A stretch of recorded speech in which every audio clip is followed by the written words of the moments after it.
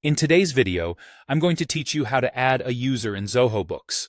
Whether you're looking to expand your team's access to your financial information or just assigning specific roles for better workflow management, adding a new user in Zoho Books is a straightforward process. Let's walk through each step to ensure you can accomplish this with ease. First things first, you'll want to access the user settings. Start by logging into your Zoho Books account and directing your attention to the top right corner of your dashboard. Here, you will find a familiar icon, the Settings gear. Clicking on this gear icon will open a menu that reveals various options. Among them, you'll see a section labeled Users and Roles. This is where all user management features reside. By selecting users, you're one step closer to managing the people who will have access to your Zoho Books account. Now that you've accessed the users page, it's time to invite a new member aboard. Look towards the upper right corner of the screen once more, and you'll notice the Invite User button.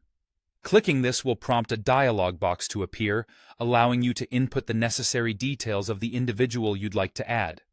You'll need to enter their name and email address. Be sure to double-check this information for accuracy to prevent any issues with the invitation process. The next step is all about defining the new user's role within Zoho Books. Zoho offers a variety of roles, each tailored to specific responsibilities within the workflow of your organization. These roles help in segregating duties and providing access levels according to the tasks that individuals are expected to perform.